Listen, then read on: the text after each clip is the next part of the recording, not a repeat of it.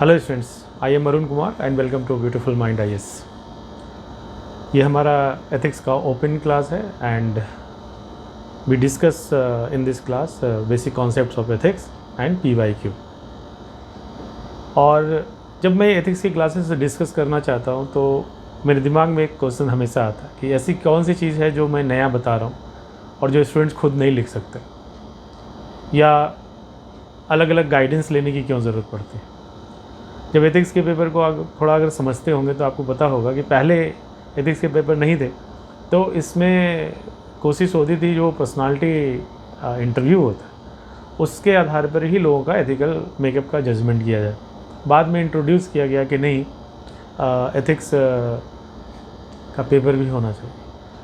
तो इसमें दो बातें होती हैं कि एथिक्स के बारे में अगर किसी को जानकारी है या नहीं है तो इससे क्या फ़र्क पड़ता है, या क्या ज़रूरी है कि वो एथिकल हो जाए। मतलब कहने का मतलब ये है कि believing in ethics does not necessarily mean that you will behave in ethical man. Believing is not behaving, बहुत सारी चीज़ें हो सकती हैं। ठीक, तो इसमें क्या फ़र्क आएगा? तो बुनियादी रूप से आप कह सकते हैं कि वन इम्पॉर्टेंट डिफरेंस ये हो सकता है कि अगर आपको एथिक्सकल चीज़ों के बारे में पता है तो आपका कुछ तो सेंसिटिविटी होता होगा उसके प्रति, है ना। जिस चीज़ों के बारे में बिल्कुल नॉलेज नहीं है, इग्नोरेंस है आपका, तो उसमें आप उस चीज़ के बारे में आप उसका इफ़ेक्ट बिहेवियर पे आएगा नहीं। तो एक चीज़ है कि जिस चीज़ के बारे में आपको पता है, जैसे कानून के बारे में आपको पता हो तो कानून का पालन भी आप करते हो, उसी का लॉजिक में है ना। अब आते हैं दूसरे भाग में ये कि ये एथिक्स एक सैद्धांतिक चीज़ भी है, प्रिंसिपल की बात है, जो फिलॉसफी में हम डिबेट भी करते हैं कई चीज़ें। तो यहाँ पे उसकी क्या ज़रूरत है? बस फंडामेंटल अंडरस्टैंडिंग, बुनियादी समझ, और कुछ नहीं। और बाकी वो बिहेवियरल ओरिएंटेशन के क्वेश्चंस होते हैं। दो भाग हैं, एक बेसिक कॉन्सेप्ट की समझ और दूसरा एप्लीकेशन बेस्ड केस स्टडी जिसे कहते हैं। तो अगर आप इन दोनों को समझेंगे तो पहले वाले भाग को आप थोड़ा सा जो एथिक्स की बेसिक चीज़ें हैं उसको समझते हैं, और उसी को यहाँ पर पेपर ये केस स्टडी में यूज़ करके आप एक डायलेमा को रिजॉल्व करने में आप अपना व्यू देते हैं किस तरीके से होना चाहिए।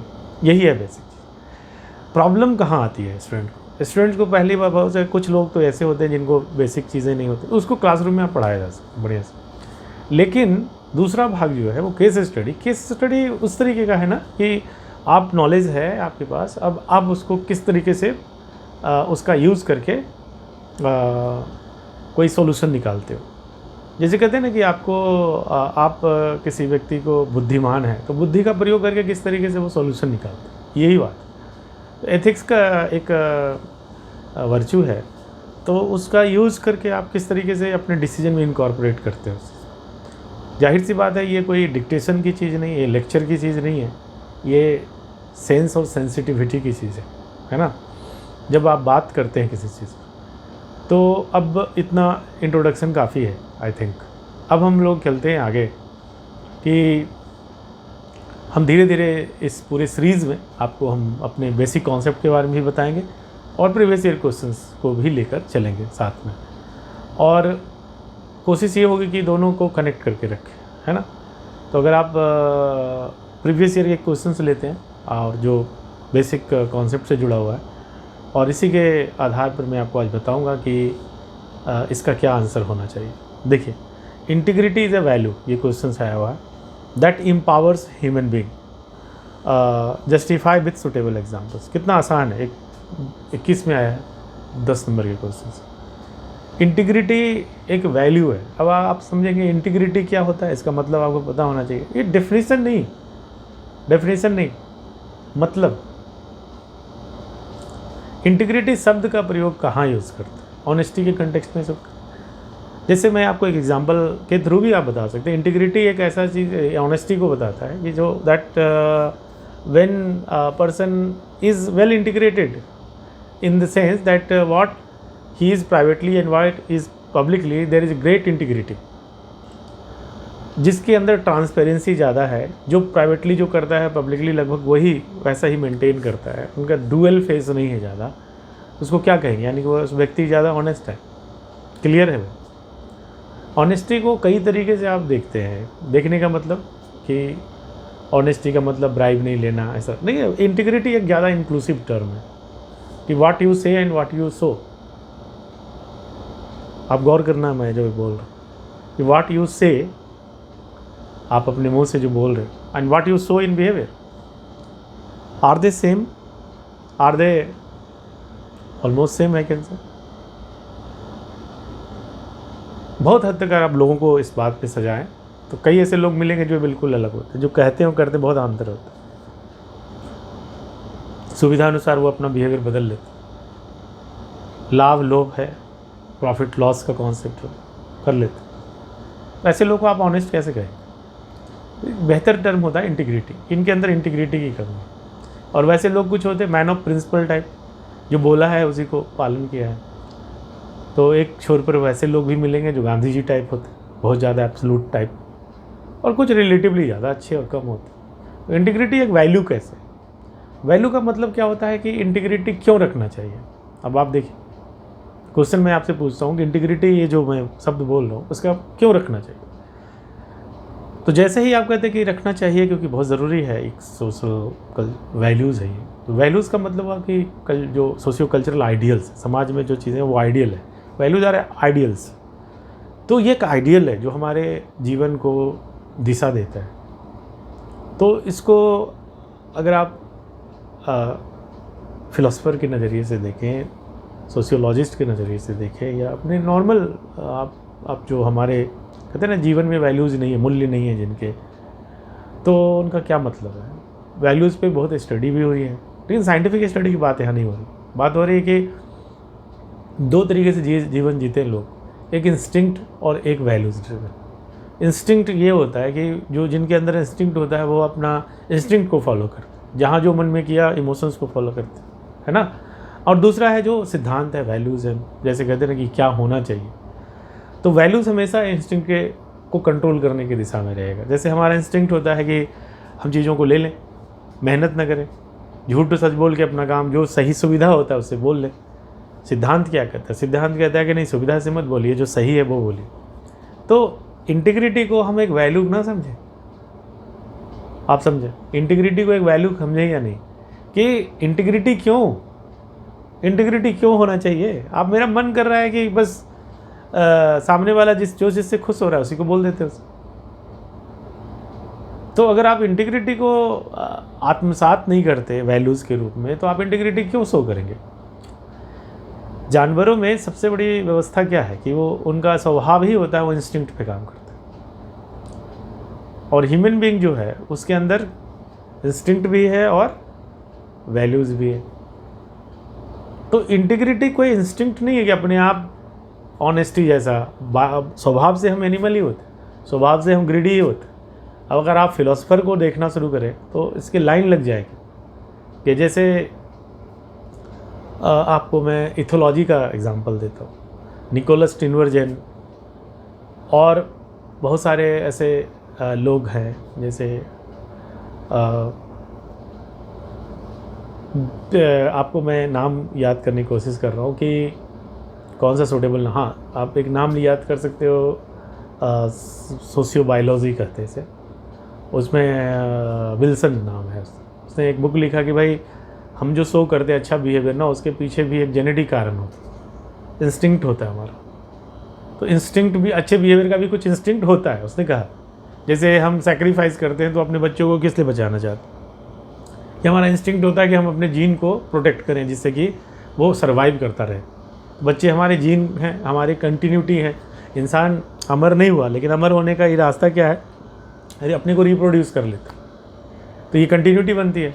तो अपने आप को ही बचाने का ये सेल्फिशनेस ही है, वो क्या है। तो अगर आप उस नज़रिए से देखें तो कुछ हद तक लगता है ये भी है, ठीक है। लेकिन मूल रूप से अगर आप माने तो वैल्यूज़ वो चीज़ें हैं जो हम अपने इंस्टिंक्ट को कंट्रोल करके बनाते हैं, है ना। तो यहाँ पे जो है कि आपको बताया कि integrity is a value that empowers human being. अब एम्पावर्स ह्यूमन बीइंग का मतलब क्या हो, यहाँ पे समझो।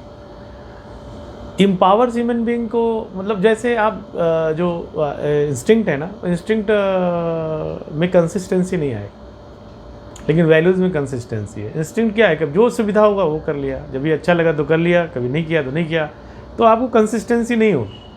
लेकिन अगर आप वैल्यूज़ को फॉलो करते, सिद्धांत नहीं बदलते, इंस्टिंक्ट कभी हेडोनिस्टिक पॉजिटिव होता है, कभी निगेटिव होता है, इमोशंस बदलते हैं, सिद्धांत नहीं बदलते, आप ध्यान रखना। और जब सिद्धांत नहीं बदलते तो उसके आधार पर बिहेवियर जो होता है वो कंसिस्टेंट भी होता है, और कंसिस्टेंसी से क्या आती है, आपके एफर्ट्स में पावर आता है। जो कुछ भी आप करते हैं एम्पावर्ड हो जाता है, बदलाव ला सकते हैं आप आपके अंदर जो, अगर आप इंटीग्रिटी है तो आपके अंदर जो विश्वास है उसका, वो आप कब करते हो, जब आप अपने इंस्टिंक्ट को कंट्रोल पाते। तो जिस चीज़ का वैल्यू करते हैं ना, अगर उस वैल्यू लेटर पे हम अच्छा बिहेव करते हैं तो हमारा सेल्फ कॉन्सेप्ट भी अच्छा होता है, हमारा सेल्फ कॉन्फिडेंस भी अच्छा होता है, और ये सब मिलके आप जो कुछ भी करेंगे उसको करने की शक्ति आ जाती है। एम्पावरमेंट का तो मतलब यही है ना कि जो कुछ भी करें उसको करने का हमारे अंदर पावर आए, हमारे we should have that enough power to bring about the changes that we like. Empowerment वो कैसे आता, तो व्यक्ति के अंदर वो empowerment आता है ना। इंटीग्रिटी का मतलब सिचुएशनल चीज़ें अलग है, आप इंस्टीट्यूशंस बना दो अलग है, लेकिन आप उसके लिए लड़ सकते हो, आप उसमें विश्वास कर सकते हैं कि भाई ऐसी संस्था हो जो करप्शन को रोके। तो आपने देखा होगा कि अन्ना हजारे वाले मूवमेंट में हुआ ऐसा कि भाई आप लोकपाल जैसी चीज़ बनाइए, भले ही आज उसकी स्थिति जो भी हो, लेकिन आप उसके लिए लड़ते हैं। उसी तरीके से जो जब चीज़ों में आप विश्वास करते हैं तो आप उसके लिए एफर्ट्स लगाना शुरू करते हैं। तो ये चीज़ को आपको समझ के आंसर करना है इसमें। अब इसमें कोई रेडीमेड आंसर नहीं है इसका, है ना, प्रिस्क्राइब्ड आंसर नहीं कि ये होगा फिर ये होगा फिर ये होगा, जैसा कि आप फिजिक्स में देखते हैं, केमिस्ट्री में देखते हैं, पॉलिटिकल साइंस में देखते हैं, और मोटे मोटे ऐसे होते हैं।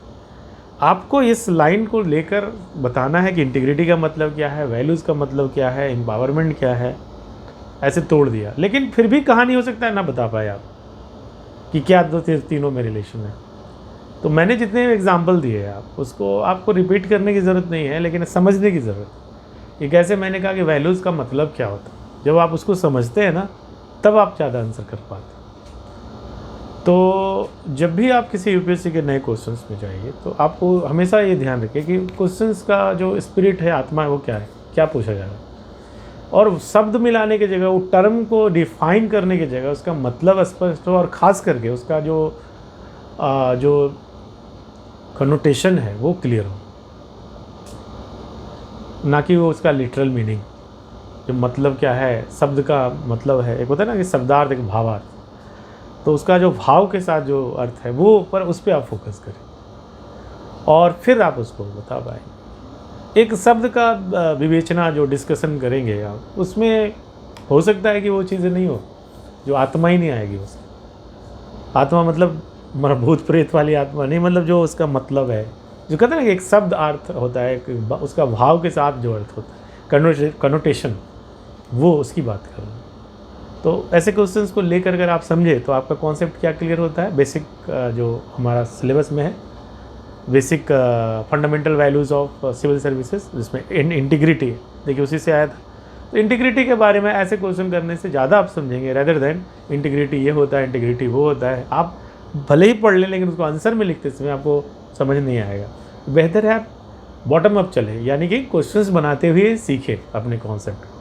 तो आने वाले जो हमारे लेसन्स होंगे उसमें बहुत सारे ओपन होंगे जो आप फ्रीली देख सकते हैं, कुछ ऐसे होंगे जो मिनिमम फ़ी देकर आप देख सकते हैं। तो अगर आप पूरा सीरीज़ देखना चाहते हैं तो आप सब्सक्राइब कर सकते हैं इस चीज़ को। इसी में मैं बता रहा हूँ कॉन्सेप्ट और प्रीवियस ईयर क्वेश्चन दोनों के मिक्सचर से मैं आपके सिलेबस को फिनिश करूँगा। और ये एक सीरीज़ है, और आप नहीं भी ज्वाइन करते तब भी देख सकते, मतलब कुछ भाग जो है उसको देख सकते। कुछ भाग जो है हमने स्टूडेंट के लिए रखा है कि भाई, और कुछ हम डाउट क्लियरिंग क्लासेस भी ऑर्गेनाइज करेंगे अपने इनरोल्ड स्टूडेंट्स के लिए, जो जिसमें हमसे वो सीधा सवाल कर सकते हैं, मैं उनकी सवाल को जवाब दूँ, है ना। तो इसमें वो नहीं है कॉन्सेप्ट कि हम आपको डिक्टेट करें और आप लिखो। डिस्कशन, अंडरस्टैंडिंग एप्लीकेशन, इन सब चीज़ों पे फोकस हो। मैं आपके नज़रिए को भी समझ के बोलूँ कि आपने जो एग्ज़ाम्पल दिया है शायद कंटेक्स्ट में फिट होना चाहिए, मतलब क्लियर होना चाहिए। So it is not essential that you should memorize the sentences that I am uttering here, you should focus on understanding. Okay, मिलेंगे अगले वीडियो में और बात करेंगे किसी अगले प्रीवियस ईयर क्वेश्चंस पे। Thank you.